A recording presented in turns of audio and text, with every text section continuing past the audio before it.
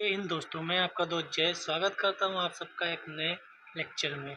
आज बहुत स्पेशल दिन है क्योंकि हमने एनसीईआरटी 7th क्लास हिस्ट्री का आज अंतिम चैप्टर करने जा रहे हैं।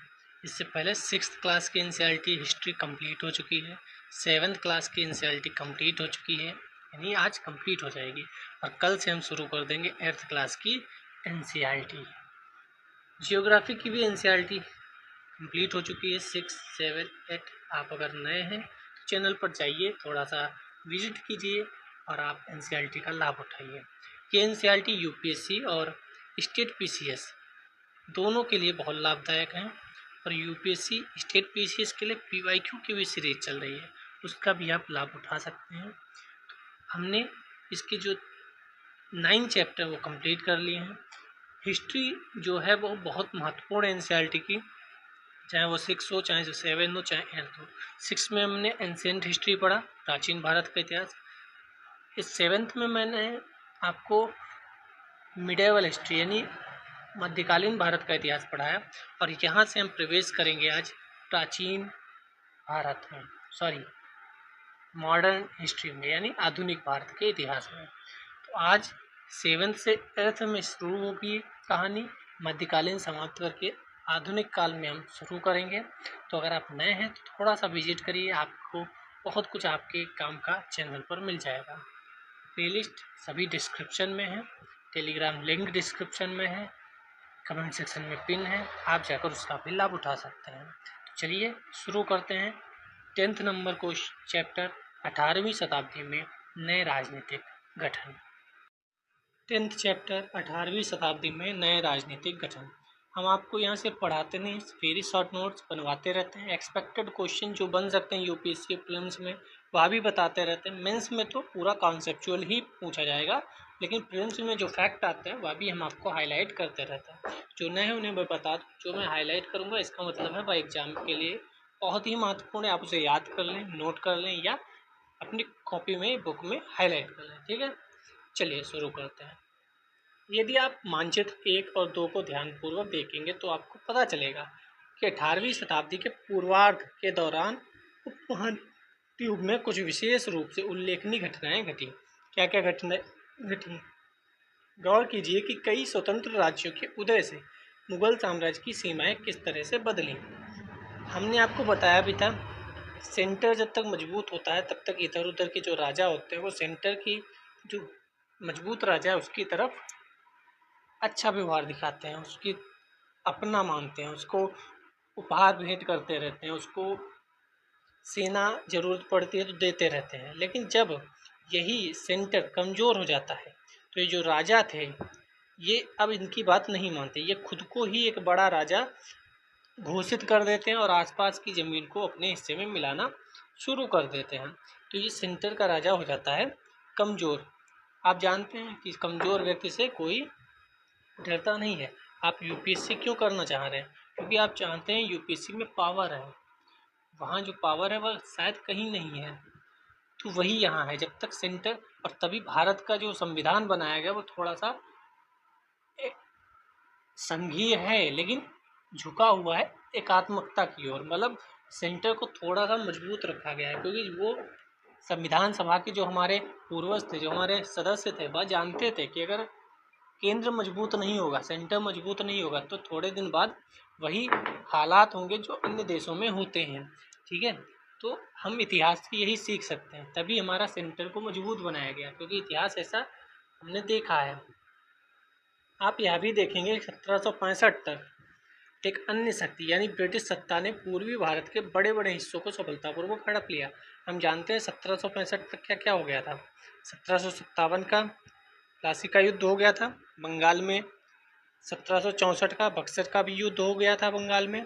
तो जो ब्रिटिश थे उन्होंने बंगाल में अपना पूरा अधिकार कहे तो जमा लिया था, पूरे पैर जमा लिए थे। और इतना ही नहीं, उन्होंने अवध के नवाब और दिल्ली के जो मुगल बादशाह उस समय हुआ करते थे उनको भी बता दिया था कि अब हम भी कुछ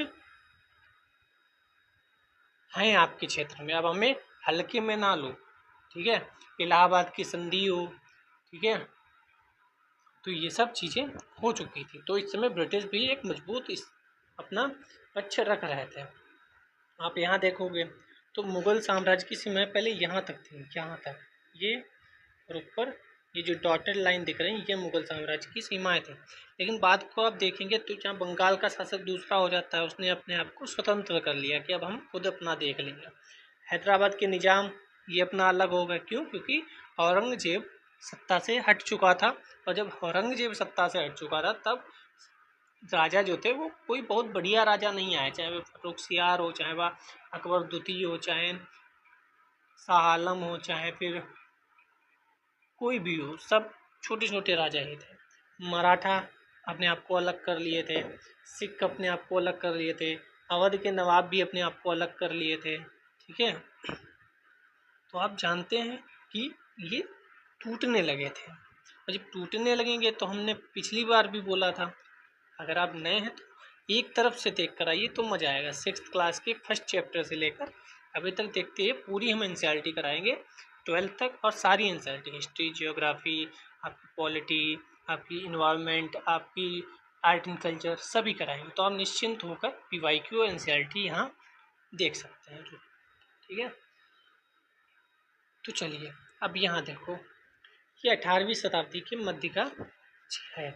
यहाँ पर आपको राजपूत दिख रहे होंगे, यहाँ आपको सिख दिख रहे होंगे, यहाँ आपको अवध के नवाब दिख रहे होंगे, यहाँ आपको बंगाल के नवाब दिखेंगे, यहाँ आपको हैदराबाद के निजाम दिख रहे होंगे, यहाँ आपको मराठा दिख रहे होंगे, और यहाँ पर दिल्ली में कुछ नहीं दिख रहा होगा। क्यों? क्योंकि दिल्ली अब बहुत कम पावर रखने वाली जगह हो गई थी। इन लोगों ने अपने आप को इंडिपेंडेंट कर लिया था कि अब हम खुद अपना देख लेंगे। अब हमें यह दर्शाता है कि 18वीं शताब्दी में एक ऐसी अवधि थी जब भारत में राजनीतिक परिस्थितियां अपेक्षाकृत एक छोटे से समयांतराल में बड़ी तेजी से अचानक से बदलना शुरू हुई। क्यों? क्योंकि यूरोपीय भी आ रहे थे।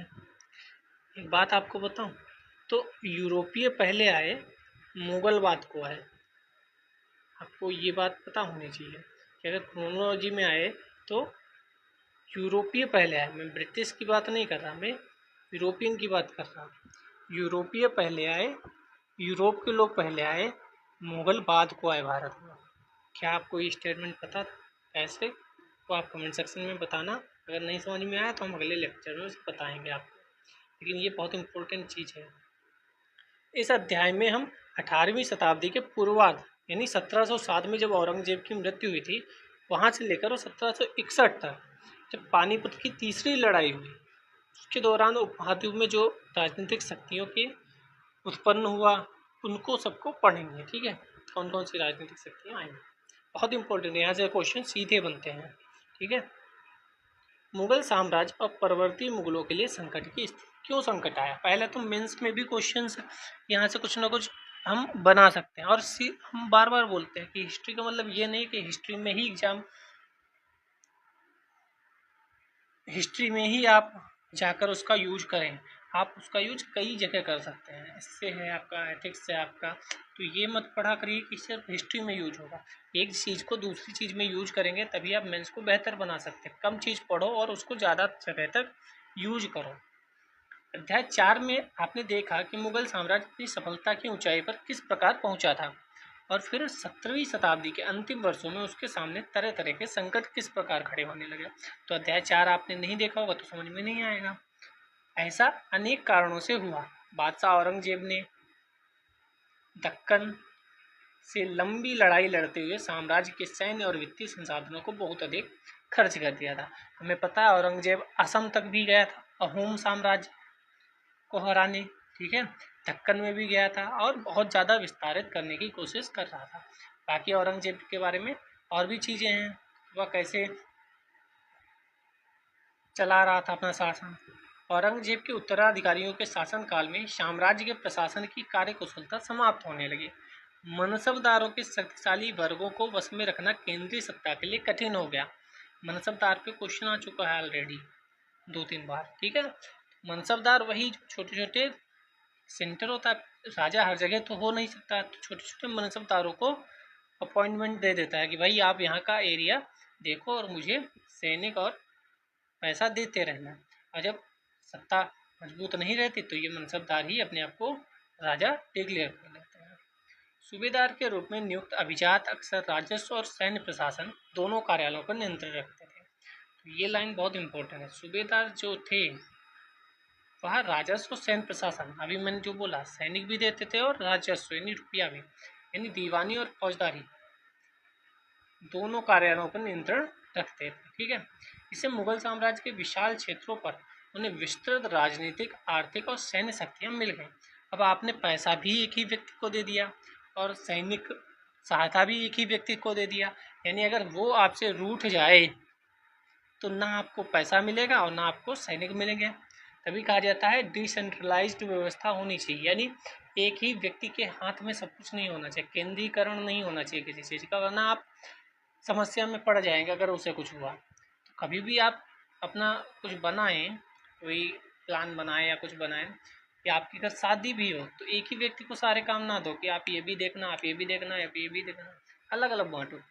तुम हो, तुम ये वाला काम देखना, तुम ये वाला, तुम ये वाला, तुम ये वाला। तो अगर एक को बीमार भी हो गया, एक को कहीं जाना भी पड़ेगा, तो सारी व्यवस्थाएं चरमरा नहीं जाएंगी। ठीक है, वही यहाँ इन्होंने क्या किया, एक ही व्यक्ति को सैन्य संगठन भी दे दिया कि भाई सैनिक भी तुम ही देखना, और उन्हीं को पैसा दे दिया।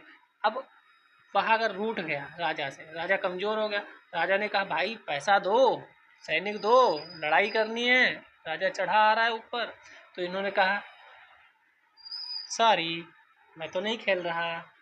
तो अब इसको चक्कर में पड़ गया कि रुपया भी नहीं है, और रुपया भी बंद हो गया और शक्ति भी बंद हो गई, पैसा भी बंद हो गया। तो ये समस्याएं भी कहीं ना कहीं आई जीवन में।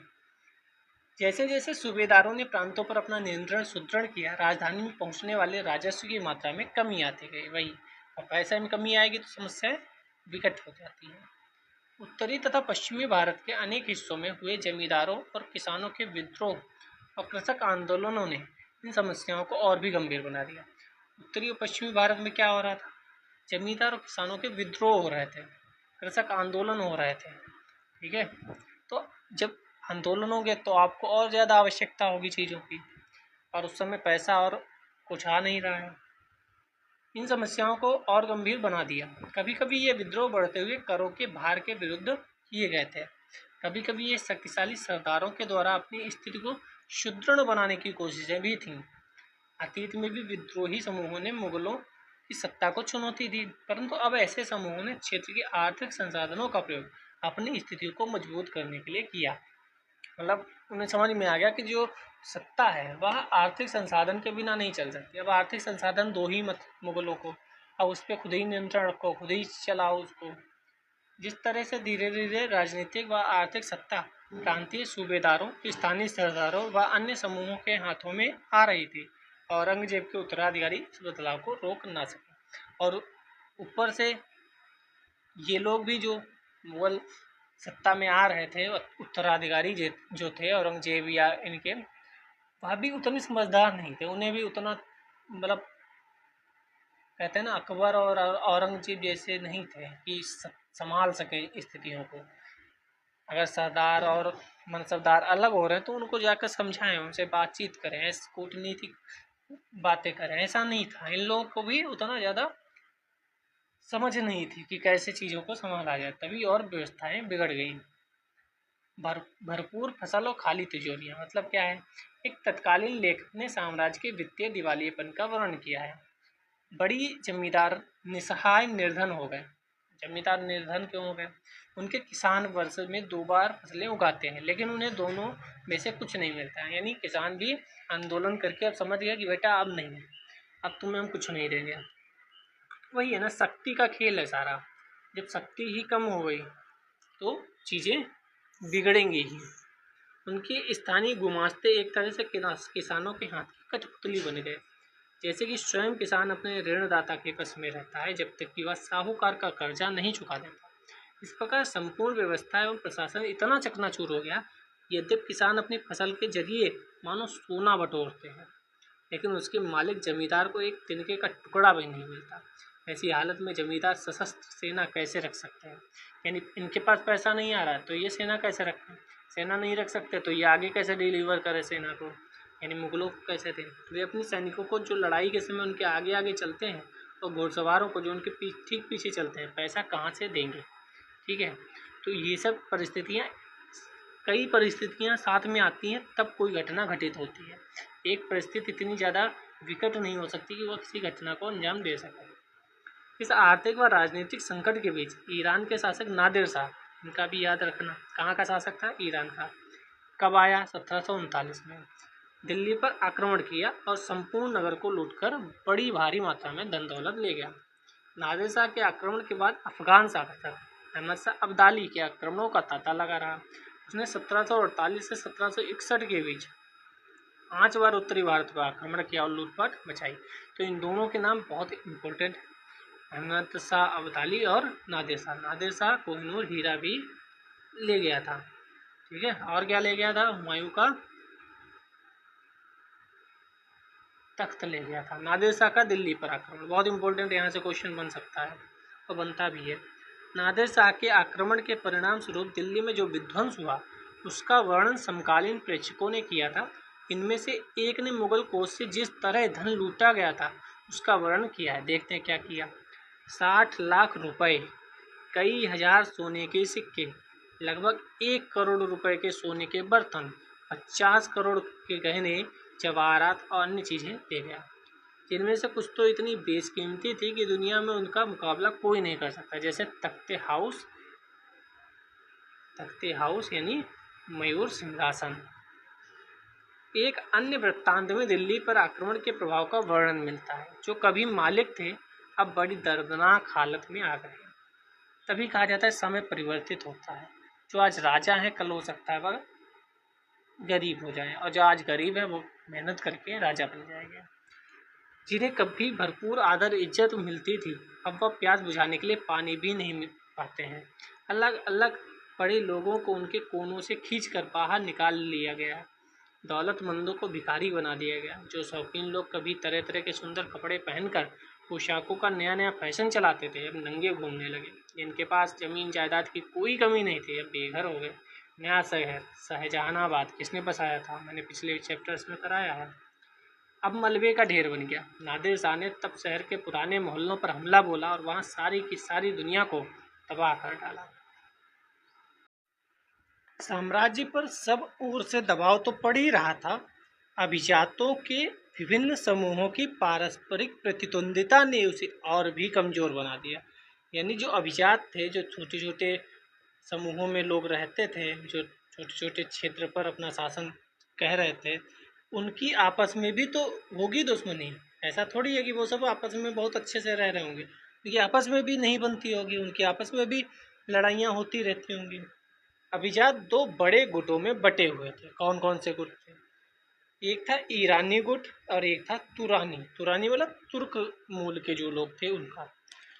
काफी समय तक परवर्ती मुगल बादशाह इनमें से एक या दूसरे समूह के हाथों की कठपुतली बने रहे। सोचो, एक समय में पूरे इतने बड़े साम्राज्य पर राज करने वाले लोग अब दूसरे की कठपुतली बन गए। बेहद अपमानजनक स्थिति तब पैदा हो गई जब दो मुगल बादशाह, कौन कौन से? रुपसियार 1713-19 और आलमगीर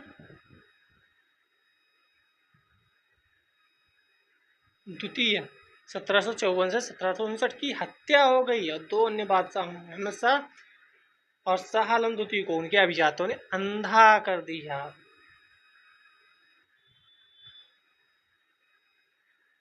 दोनों स्टेटमेंट में बन सकते हैं क्वेश्चन। अब तो आप स्ट्रांग हो गए होंगे।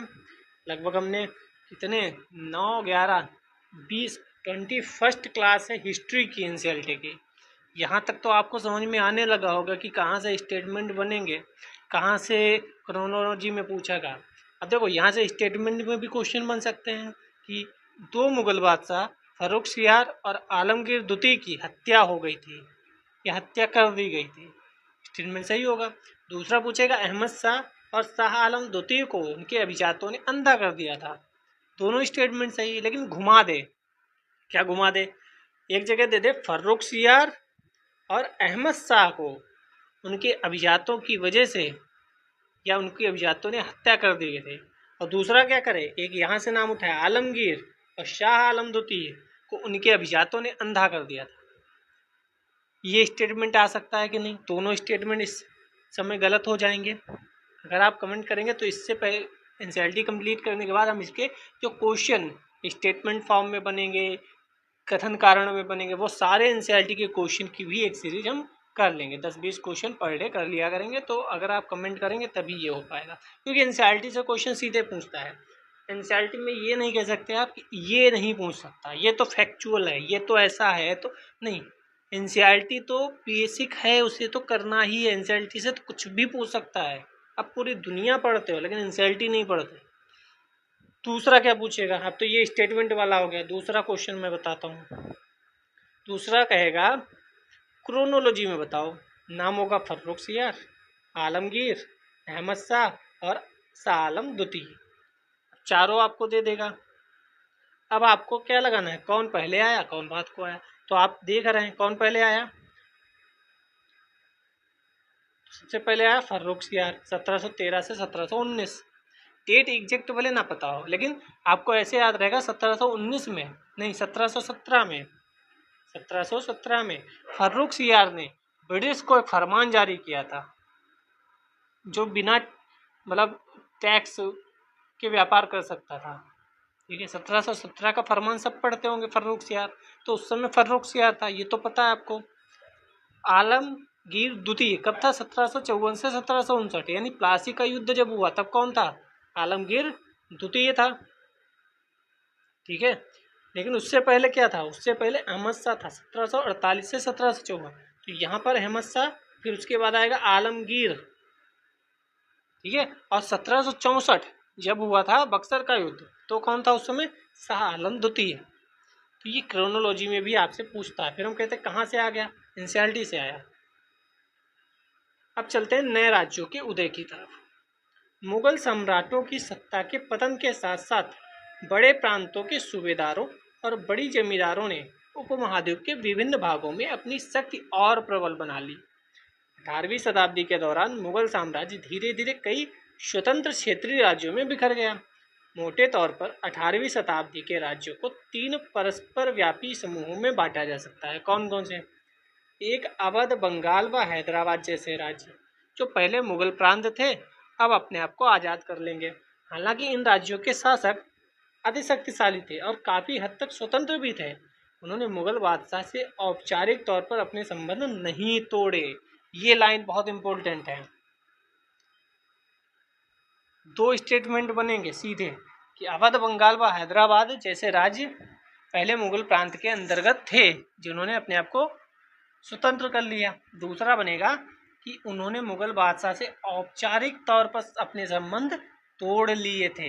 हमको लगेगा तोड़ लिए ही होंगे, क्योंकि कमज़ोर हो रही थी सत्ता कमज़ोर हो रही थी, तो सब अपने संबंध तोड़ लेते हैं कमज़ोर आदमी से। ठीक है, अगर आपका सिलेक्शन हो गया तो सब आपके रिश्तेदार बन जाएंगे कि हमारे तो मौसी का लड़का था, हमारे तो मामा के मामा के मामा के मामा के मामा का लड़का था, हम तो बचपन से जानते थे, बहुत ही समझदार इंसान है। अगर आपका नहीं हुआ सिलेक्शन, जैसे कि मेरा नहीं हुआ, तो आप समझते हैं जीवन कैसा होता है। ठीक है, और जब आप फिर से कुछ प्लान बी का मेहनत कर लेंगे, फिर कुछ बन जाएंगे, फिर आ जाएंगे लोग, अरे मैं तो जानता था कि ये कुछ ना कुछ तो करेगा ही। तो वैसे यहाँ है, आप सोचेंगे कि जब कमज़ोर हो रहे हैं तो सब संबंध तोड़ लेंगे, लेकिन यहाँ क्या लिखा है साफ साफ, औपचारिक तौर पर अपने संबंध नहीं तोड़े मुगल बादशाह ने। ठीक है, तो यहाँ से सीधे सीधे मैं स्टेटमेंट बताता रहता हूँ, क्वेश्चन कथन कारण सब। दूसरे कौन से थे? ऐसे राज्य जो मुगल के पुराने शासनकाल में वतन जागीर के रूप में काफ़ी स्वतंत्र थे, यानी इन्हें थोड़ी सी स्वतंत्रता पहले ही मिल रही थी। इनमें कई राजपूत प्रदेश भी शामिल थे, यानी राजपूत इसमें लिख रख सकते हैं मेन रूप से, तो इन्हें पहले से ही थोड़ी सी स्वतंत्रता मिली हुई थी। और तीसरे वो थे जो मराठा, सिख और जाट के राज्य आते थे। ये विभिन्न आकार के थे। इन्होंने कड़े और लंबे सशस्त्र संघर्ष के बाद मुगलों से स्वतंत्रता छीनी थी, यानी इन्होंने क्या किया था? सशस्त्र संघर्ष किया था। तो 3 टाइप के हो गए। एक जिन्होंने अपने आप को स्वतंत्र तो कर लिया, लेकिन औपचारिक तौर पर संबंध नहीं तोड़े कि हाँ हम आपको मानते हैं कि आप नेता हो। ठीक है। दूसरे वह जो पहले से ही काफ़ी स्वतंत्र थे और अब खुद स्वतंत्र और भी ज़्यादा हो गए कि भैया ठीक है आप अपना देखो हम अपना देखते हैं। तीसरे वो थे जिन्होंने सशक्त संघर्ष किया कि भाई हम तो लड़के अपना राज्य लेंगे। ठीक है, तो इनमें ये भी याद रखना चाहिए कौन किस में आता है। वहाँ स्टेटमेंट दूसरा का स्टेटमेंट बनेगा कि अवध बंगाल व हैदराबाद के नवाबों ने या शासकों ने लंबे सशस्त्र संघर्ष के बाद मुगलों से स्वतंत्रता छीनकर अपने हिस्से में कर ली। तो गलत हो जाएगा क्योंकि सशस्त्र संघर्ष किसके बीच को था? मराठा, सिख, जाट। आपको लग रहा होगा समय लग रहा है क्वेश्चन, लेकिन यही क्वेश्चन जब आएंगे ना एग्जाम में टपाक से, तो आपको याद आएगी आज की क्लास। हाँ, उस वीडियो में पढ़ा था मैंने।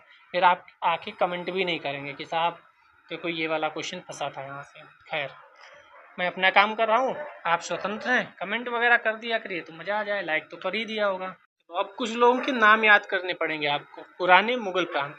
पुराने मुगल प्रांतों से जिन उत्तराधिकारी राज्यों का उद्भव हुआ उनमें से 3 राज्य प्रमुख थे। कौन कौन से? एक तो अवध बहुत महत्वपूर्ण है, एक बंगाल बहुत महत्वपूर्ण है और एक हैदराबाद बहुत महत्वपूर्ण है। ये तीनों ही राज्य उच्च मुगल अभिजातों द्वारा स्थापित किए गए थे। इन 3 राज्यों के संस्थापक याद रखो, बहुत इंपॉर्टेंट है। सआदत खान अवध से हैं, मुर्शीद कुली खान बंगाल से हैं, आसफ शाह हैदराबाद से हैं। ये कैसे क्वेश्चन पूछा जाएगा? तो एक तरफ इनके नाम दे दिए होंगे, दूसरी तरफ बंगाल, अवध और हैदराबाद दे देगा और कहेगा कौन सा इनमें से सही है और कौन सा नहीं है। तो हैदराबाद के निजाम आसफ शाह कम लोगों को याद होता है। ठीक है, क्वेश्चन आ चुका है ऑलरेडी। बाकी तो अवध और बंगाल तो आपको याद ही होगा। मुर्शीद कुली खान की जगह दूसरा दे देगा, अली वर्दी खान दे देगा। आप कहोगे अली वर्दी खान बंगाल में पढ़ा तो था कोई, तो आप सही के साथ जाओगे, लेकिन वहाँ पे अली वर्दी खान नहीं, मुर्शीद कुली खान होगा। ऐसे सआदत खान की जगह चौर दे देगा। जिनका मुगल दरबार में ऊंचा स्थान था, मुगल बादशाहों को उन पर भरोसा और विश्वास था। आसफ शाह और मुर्शीद कुली खान दोनों को 7-7 हजार जात का दर्जा मिला था, जबकि सआदत खान को जात का दर्जा 6,000 था। ये भी स्टेटमेंट इम्पोर्टेंट है। आप एनसीईआरटी पढ़ते समय ये ना सोचो कितना डीप कैसे पूछ लेगा। क्यों? क्योंकि एनसीईआरटी तो बेसिक है, वो जानता है आप एनसीईआरटी करके आ रहे हैं, तो एनसीईआरटी में हर एक चीज़ पे फोकस्ड रहना है। तो 7-7 हज़ार का किसको मिला था? आसफ शाह मुर्शीद कुली खान को। सआदत खान को कितना मिला था? 6,000 का। सआदत खान कहाँ थे? अवध के थे। तो ये मान लो, देखो याद कैसे करना है। ये दिल्ली है, अवध यहाँ पे होगा, बंगाल यहाँ होगा और आपका हैदराबाद यहाँ होगा। हैदराबाद, बंगाल, अवध और ये दिल्ली। तो दिल्ली के पास में अवध है, बाकी दोनों क्या हैं? दूर हैं। तो जो दूर हैं उनसे कहा तुम दूर हो, थोड़ा सा तुम्हें आने में ज़्यादा समय लगेगा, तो 1,000 रुपया एक्स्ट्रा ले लो, मतलब याद करने के लिए। तो 7-7 हज़ार दूर वालों को दे दिया। कहा तुम तो पास में रहते हो, तुम तो बहुत पास हो, तुम तो जब चाहो तो आ जाओगे, तुम्हें तो हम आते रहते हैं, तुम्हें तो और रुपये अपने आप से देते रहेंगे, तो तुम 6,000 रखो अभी। ठीक है, तो तुम पास में हो, तुम कम रुपया रखो, और तुम लोग दूर दूर हो तो ज़्यादा रुपया रखो। ठीक है, जैसे तुम ही देखो, तुम्हारे भाई को दिल्ली में होगा तो उसे 20,000 महीना जा रहा होगा, और तुम अगर पास में जिले पे डिस्ट्रिक्ट हेडक्वार्टर पे रहते होगे तो तुम्हें 5,000 दे दिया जाता होगा कि कोई बात नहीं, तुम तो पास में ही रहते हो, तुम्हारा तो खर्चा चल जाएगा इतने में। खैर, याद करने के लिए मैं बता रहा हूँ, अब आपको याद रहेगा। जैसे एग्जाम में आएगा क्वेश्चन, आपको तुरंत याद आएगा, हाँ दिल्ली याद आया था।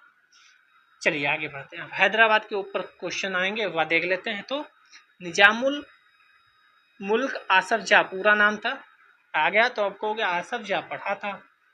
1724-1748 जिसने हैदराबाद राज्य की स्थापना की। मुगल बादशाह फर्रुख सियार के दरबार का एक अत्यंत शक्तिशाली सदस्य था। किसके समय में था ये? फर्रुख सियार के समय मुगल दरबार का शक्तिशाली प्राणी था, सदस्य था। उसे सर्वप्रथम अवध की सूबेदारी सौंपी गई थी। ये भी क्वेश्चन कहीं तो बना है। तो उसे सबसे पहले कहाँ की सूबेदारी सौंपी गई? अवध की। बाद को वो कहाँ गया? हैदराबाद। ये भी इम्पोर्टेंट है। आप तो स्टेटमेंट आ जाएंगे तो आप कहोगे वो हैदराबाद का था, उससे अवध से क्या लेना देना, लेकिन पहले उसे अवध की जिम्मेदारी सौंपी गई। आप बनेंगे डीएम। पहले आपको डीएम बनाया जाएगा मेरठ का, और फिर आपको तबादला कर दिया जाएगा गोरखपुर।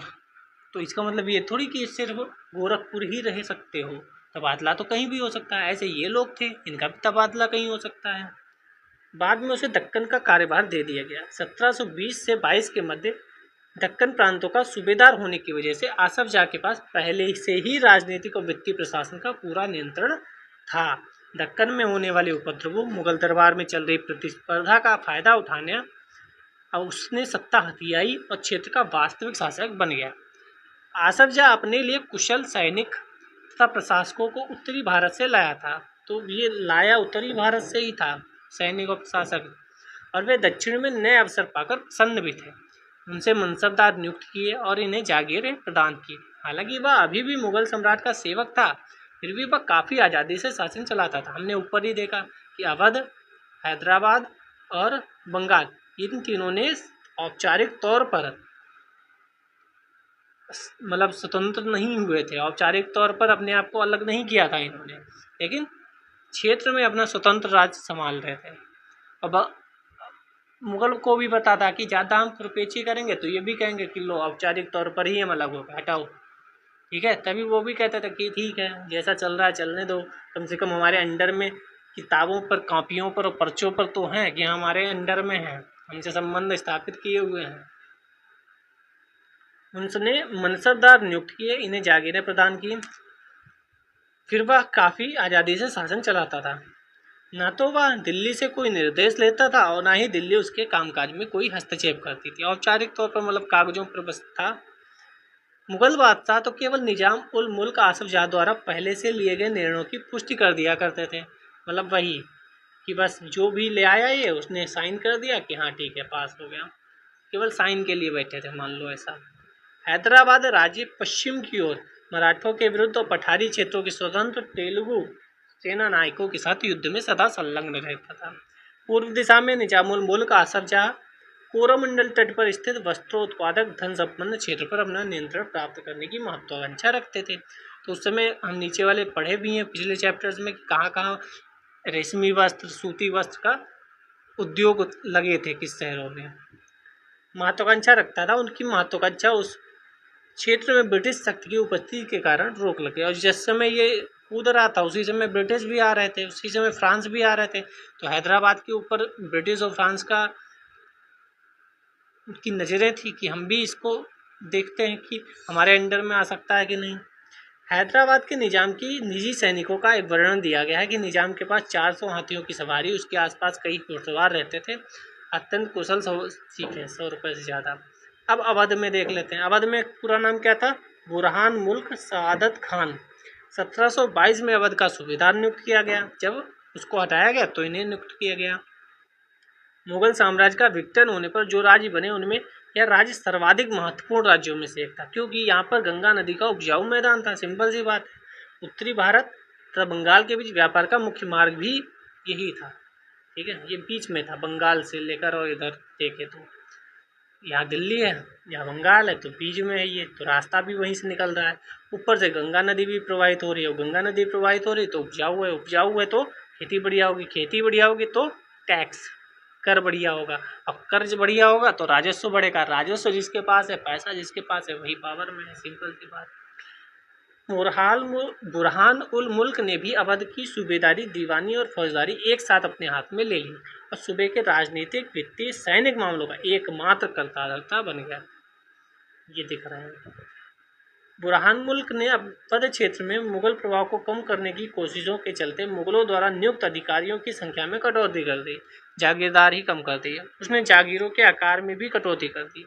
रिक्त स्थानों पर अपने निष्ठावान सेवकों को नियुक्त किया। कोई दिक्कत नहीं है, जो आता है वो अपने सैनिकों को अपने हित वाले लोगों को ही बिठाता है। चाहे आज की गवर्नमेंट में देख लो, गवर्नमेंट चेंज होती है, कई अधिकारी चेंज हो जाते हैं, कई इधर से उधर हो जाते हैं, तो सब जगह चलता है ये। धोखाधड़ी को रोकने के लिए जागीर अधिकारियों के खातों व लेखों की जांच की गई और नवाब के दरबार द्वारा नियुक्त अधिकारियों द्वारा सभी जिलों के राजस्व का फिर से निर्धारण किया गया। अनेक राजपूत जमींदारों और रुहेलखंड के अफगानों की उपजाऊ कृषि भूमियों को अपने राज्य में मिला लिया गया। तो यह भी बहुत महत्वपूर्ण चीज़ स्टेटमेंट है ये स्टेटमेंट। तो मैं कहानी पूरी बताता हूँ, लेकिन जो हाईलाइट करता हूँ इसका मतलब वही सीधे स्टेटमेंट बनेगा एग्जाम में। राज्य ऋण प्राप्त करने के लिए स्थानीय सेठ, साहूकार और महाजन पर निर्भर रहता था। राज्य राजस्व का ठेका सबसे ऊंची बोली लगाने वाले इजारेदार को देता था। सिंपल, हमें ये चीज़ बेचनी है, हम बोली लगाएंगे, जो ज़्यादा पैसा दे देगा उसको हम दे देंगे। इजारेदार राज्य को एक निश्चित रकम के भुगतान का वचन देते थे। स्थानीय साहूकार राज्य को ठेके की इस रकम के भुगतान की गारंटी देते थे। दूसरी ओर इजारेदारों को कर का मूल्यांकन करने, उसे एकत्र करने और खासी छूट दे दी गई थी। ये भी लाइन महत्वपूर्ण हो जाएगा, छूट दे दी गई है। छूट जो जिसको दी जाती है वो बहुत ज़्यादा महत्वपूर्ण हो जाता है। और इजारेदार, जमींदार, इन सब पे क्वेश्चन आते रहते हैं। इन परिवर्तनों के फलस्वरूप साहूकारों, महाजन जैसे कई नए सामाजिक समूह राज्य की राजस्व प्रणाली के प्रबंध को प्रभावित करने लगे। पहला ऐसा कभी नहीं हुआ था। अब आते हैं बंगाल की तरफ। बंगाल से ही पूरी कहानी शुरू हुई थी चीज़ें। 1757 में प्लासी के युद्ध के बाद मुर्शीद कुली खान के नेतृत्व में बंगाल धीरे धीरे मुगल नियंत्रण से अलग हो गया। यहाँ भी आप देखिए उपजाऊ भूमि थी और ऊपर से बंदरगाह था। मुर्शीद कुली खान बंगाल के नवाब थे, यानी कि प्रांत के सूबेदार के प्रतिनियुक्त थे। यद्यपि मुर्शीद कुली खान औपचारिक रूप से सूबेदार कभी नहीं बने। ये भी स्टेटमेंट इम्पोर्टेंट है। आप नए हैं, आपको नहीं समझ में आएगा क्या स्टेटमेंट इम्पोर्टेंट है। हमारे साथ पढ़ने का मतलब यही है कि मैं आपको उसमें से जो खीर बनी है उसमें से काजू बीन बीन कर दे दूं कि ये काजू हैं, इनको ध्यान से रख लो, यही काम आने वाले हैं। अब मैं पढ़ता रहता हूँ, मुझे तुरंत क्लिक कर जाता कि देखो ये इम्पोर्टेंट है। ठीक है, आप भी जब 10 बार 20 बार पढ़ लोगे तो आपको भी समझ में आएगा। आप 5 साल बाद मेरी तरह हो जाओगे, आप भी बताओगे दूसरों को कि देखो ये लाइन इम्पोर्टेंट है, याद कर लो। फिर दूसरा जब नया होगा वो आपको देखेगा कि आपको कैसे पता, आपको कि भाई बहुत साल का एक्सपीरियंस है। ठीक है, चलिए। मुर्शीद कुली खान औपचारिक रूप से सूबेदार कभी नहीं बना। उसने बहुत जल्द सूबेदार के पद से जुड़ी हुई सत्ता अपने हाथ में ले ली। हैदराबाद और अवध के शासकों की तरह उसने भी राज्य के राजस्व प्रशासन पर अपना नियंत्रण कर लिया। जिसके पास पैसा उसके पास जलवा। बंगाल में मुगल प्रभाव को कम करने के लिए उसने बंगाल के राजस्व को बड़े पैमाने पर पुनर्निर्धारण का आदेश दिया। सिंपल, जिसकी गवर्नमेंट आएगी वो अपने हिसाब से चीज़ें चेंज करेगा, इसमें कोई बड़ी बात नहीं है। सभी जमींदारों से बड़ी कठोरता से राजस्व नगद वसूल किया जाता था। ये भी हो सकता है, नगद वसूल किया जाता था। परिणाम स्वरूप बहुत से जमींदारों को महाजनों, साहूकारों से उधार लेना पड़ता था।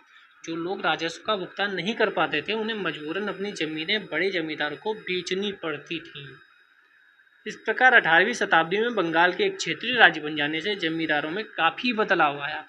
राज्य साहूकारों के बीच हैदराबाद, अवध में जो घनिष्ठ संबंध था वह अलीवर्दी खान के शासनकाल में, अलीवर्दी खान आ गया देखो 1740 से 1756।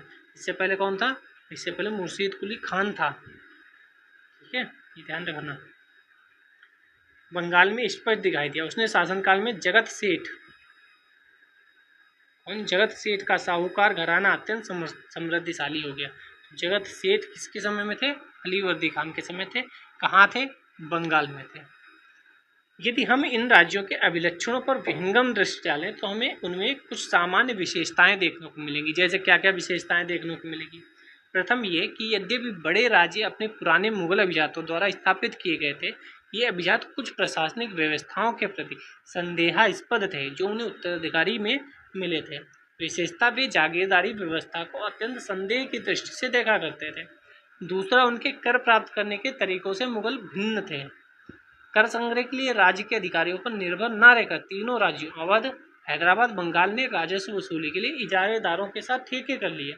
इजारेदारी की प्रथा जो मुगल द्वारा पूर्णतः नापसंद की गई थी, 18वीं शताब्दी में समस्त भारत में फैल गई थी। तथापि देहात के उसके प्रभाव में क्षेत्रीय विभिन्नताएं थी।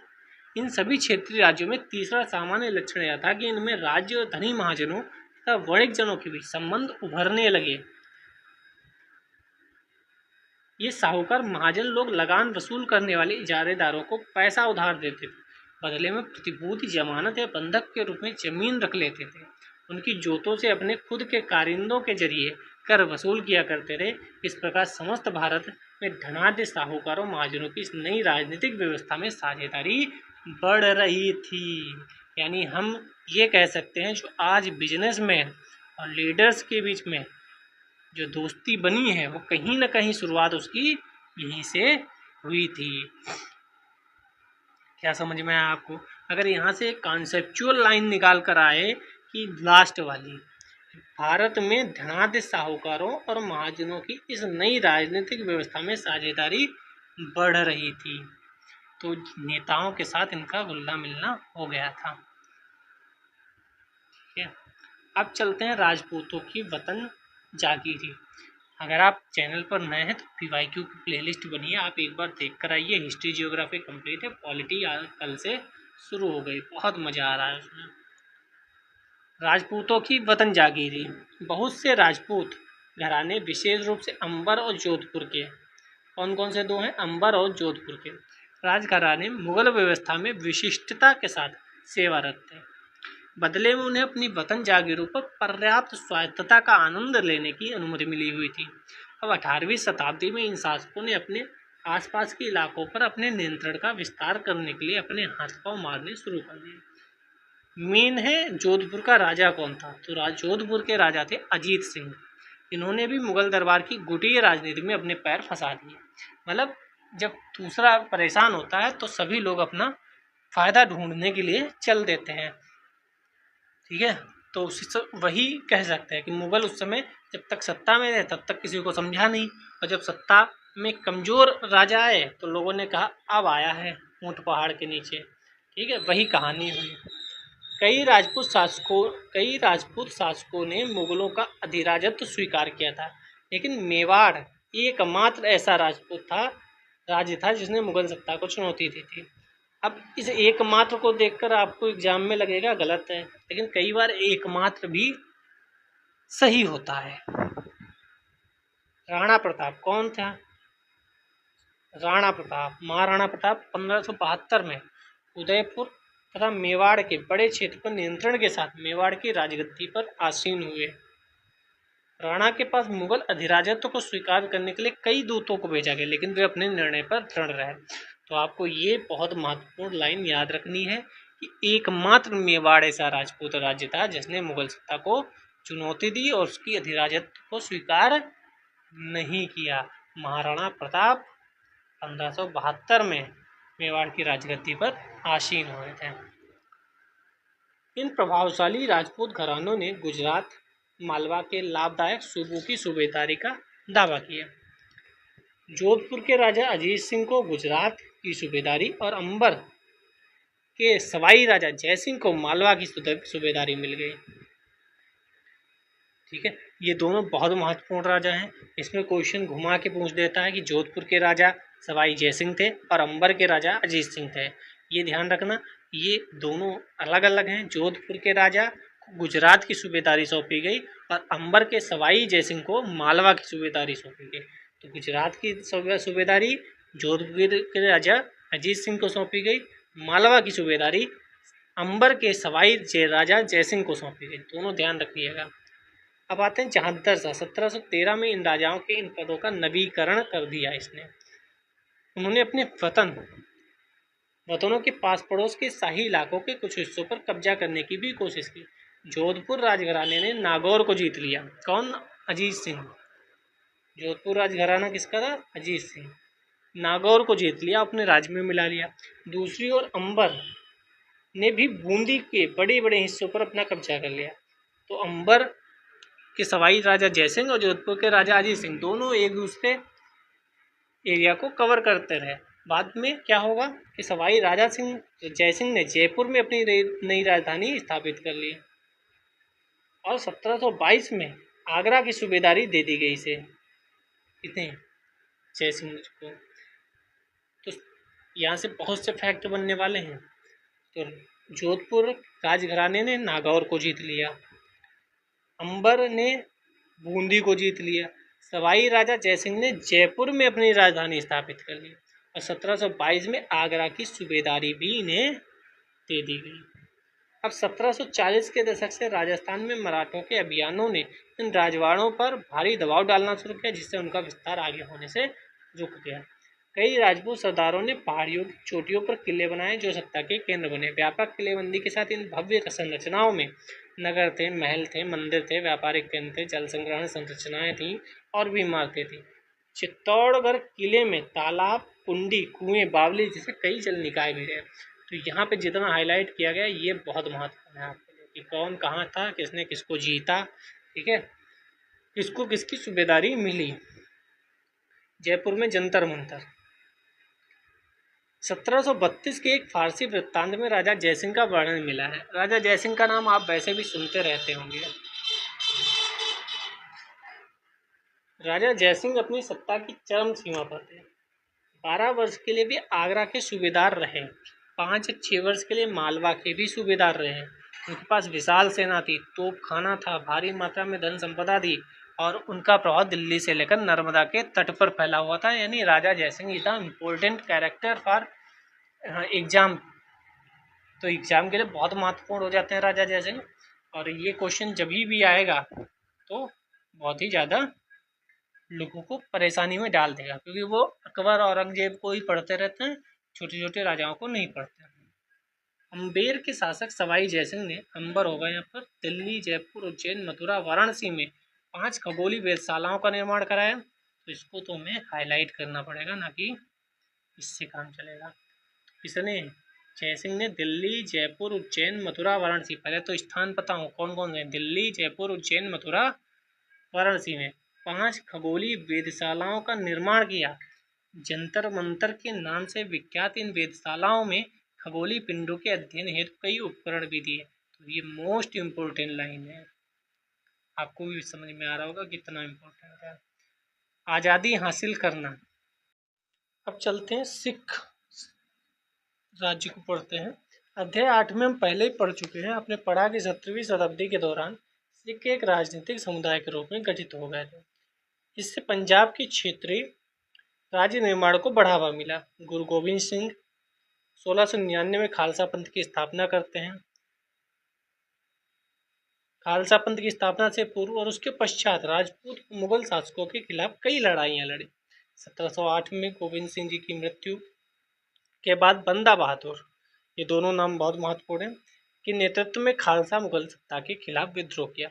उन्होंने बाबा गुरु नानक और गुरु गोविंद सिंह के नामों वाले सिक्के गढ़कर अपने शासन को सार्वभौम बताया।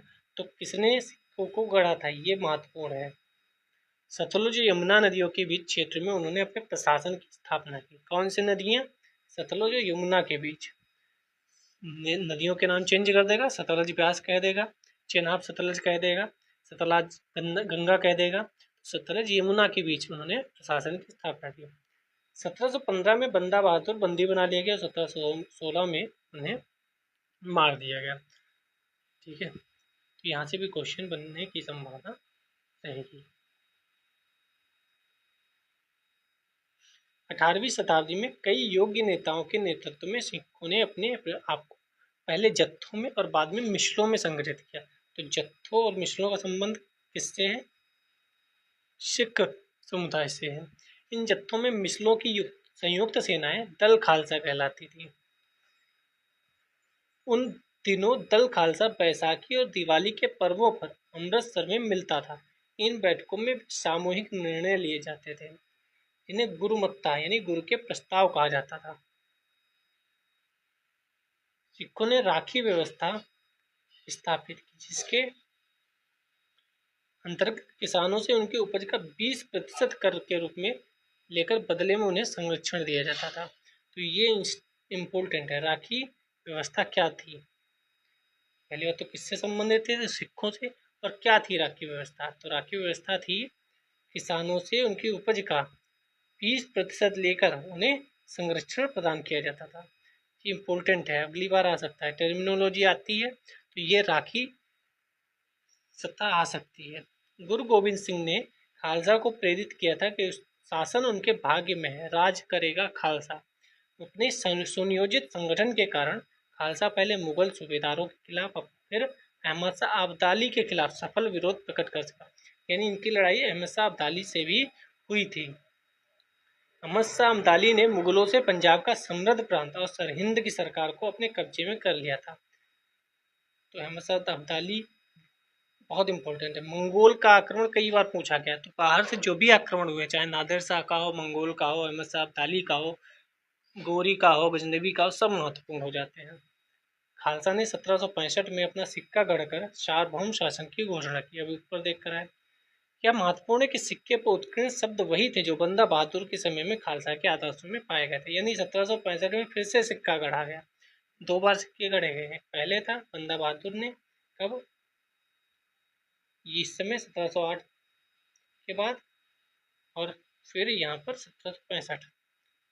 18वीं शताब्दी के अंतिम भाग में सिख इलाके सिंधु से यमुना तक फैल गए। अब कहाँ से कहाँ तक? सिंधु से यमुना तक। अभी तक सतलज थे, अब सिंधु से यमुना तक फैल गए।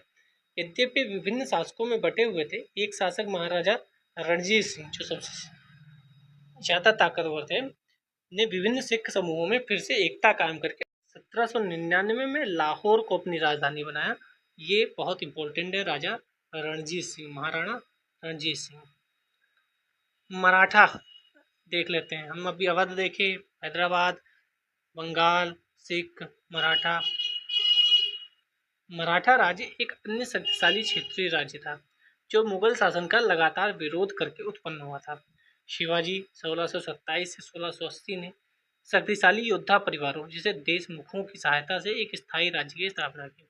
अत्यंत गतिशील कृषक पशुचारक, जिन्हें कुणबी कहते थे, कुणबी क्या थे, देशमुख क्या थे, मराठों की सेना का मुख्य आधार बन गए।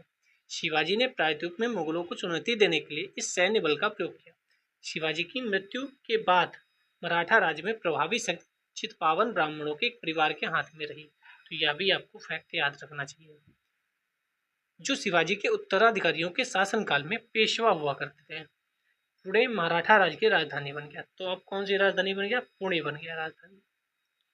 17वीं सदी के अंत तक दक्कन में शिवाजी के नेतृत्व में एक शक्तिशाली राज्य के उदय की शुरुआत हुई, जिससे अंततः एक मराठा राज्य की स्थापना हुई। शिवाजी का जन्म 1630 में शाहजी और जीजाबाई से हुआ है। अपनी माता और अभिभावक दादा कोंडदेव के मार्ग निर्देशन में शिवाजी कम उम्र में ही विजय पथ पर निकल पड़े। जावली पर कब्जे ने उन्हें मवाला पठारों का अविवादित मुखिया बना दिया, जिसने उनके क्षेत्र विस्तार का पथ प्रशस्त किया। बीजापुर और मुगलों के खिलाफ उनके कारनामों ने उन्हें विख्यात व्यक्तित्व बना दिया। वे अपने विरोधियों के खिलाफ प्राय गोरिल्ला युद्ध कला, ये बहुत महत्वपूर्ण है, का प्रयोग करते थे। चौथा स्वदेशमुखी, ये भी महत्वपूर्ण है, पर आधारित राजस्व संग्रह प्रणाली की सहायता से उन्होंने एक मजबूत मराठा राज्य की नींव रखी। पेशवाओं की देखरेख में मराठों ने एक अत्यंत सफल सैन्य संगठन का विकास कर लिया। उनकी सफलता का रहस्य था कि वे मुगलों के किलाबंद इलाकों से टक्कर न लेते हुए उनके पास से चुपचाप निकलकर शहरों कस्बों पर हमला बोलते थे। तो क्या करते थे? ये मुगल के किलाबंद इलाकों से टक्कर नहीं लेते थे, बल्कि उसके बाद शहर कस्बा थे वहाँ हमला बोलते थे और मुगल सेना से ऐसे मैदानी इलाकों में मुठभेड़ लेते थे जहाँ रसद पाने और कुमक आने के रास्ते आसानी से रोके जा सकते थे। यानी कह सकते हैं अपने दिमाग का उपयोग करके काम किया जाता था। ठीक है, ऐसा नहीं था कि कहीं भी सीधे किलेबंद पर ही कब्जा कर दो और वहाँ आप सक्सेस नहीं हो सकते। तो कहाँ सक्सेस हो सकते हैं उसको भेदो पहले। 1720 से 61 के बीच मराठा साम्राज्य का काफ़ी विस्तार हुआ। शनै शनै और काफ़ी सफलतापूर्वक मुगल साम्राज्य की सत्ता को क्षति पहुंचाई। 1720 के दशक तक मालवा गुजरात मुगलों से छीन लिया गया। ये लाइन भी इम्पोर्टेंट है। 1730 दशक तक मराठा नरेश को समस्त दक्कन प्रायद्वीप के अधिपति के रूप में मान्यता मिल गई। कब तक? 1730। इन क्षेत्रों पर चौथ और स्वदेशमुखी को वसूलने का अधिकार भी मिल गया। चौथ क्या था? तो जमींदारों द्वारा वसूले जाने वाले भू राजस्व का 25% दक्कन में इनको मराठा वसूलते थे। 25%, चौथाई को चौथ बोलते हैं। स्वदेशमुखी क्या था? दक्कन में मुख्य राजस्व संग्रहकर्ता को दिए जाने वाले भू राजस्व का 9 से 10% हिस्सा स्वदेशमुखी था। 1737 में दिल्ली पर धावा बोलने के बाद मराठा प्रभुत्व की सीमाएं तेजी से बढ़ी। उत्तर में राजस्थान, पंजाब, पूर्व में बंगाल, उड़ीसा, दक्षिण में कर्नाटक, तमिल, तेलुगु प्रदेशों तक फैल गई। इम्पोर्टेंट फैक्ट है। इन क्षेत्रों को औपचारिक रूप से मराठा साम्राज्य में सम्मिलित नहीं किया गया। क्यों? मगर मराठा प्रभुसत्ता को स्वीकार करने के तरीके के रूप में उनसे भेंट की रकम ली जाने लगी। मतलब वही भेंट देते रहो, हमारा ध्यान रखते रहो, बस हम डायरेक्ट औपचारिक रूप से आपको नहीं कहेंगे कि आप हमारे अंतर्गत आते हो, बल्कि आप हमारा ध्यान रखिए, हम आपका ध्यान रखेंगे। साम्राज्य के इस विस्तार से उन्हें संसाधनों का भंडार तो मिल गया, मगर उसके लिए उन्हें कीमत भी चुकानी पड़ी। क्या? मराठों के सैन्य अभियानों के कारण अन्य शासक भी उनके खिलाफ हो गए। परिणामस्वरूप मराठों को 1761 में पानीपत की तीसरी लड़ाई में अन्य शासकों से सहायता नहीं मिली। जब 1761 में वह लड़ाई लड़ रहे थे तो अब अन्य लोगों ने सहायता नहीं की। क्यों? क्योंकि वो पहले से ही इनसे गुस्सा बैठे थे। अंतहीन सैन्य अभियानों के साथ साथ मराठों ने एक प्रभावी प्रशासन व्यवस्था तैयार की। जब किसी इलाके पर एक बार विजय अभियान पूरा हो जाता था, मराठों का शासन सुरक्षित हो जाता था, तो वहाँ स्थानीय परिस्थितियों को ध्यान में रखते हुए धीरे धीरे भू राजस्व की मांग की गई।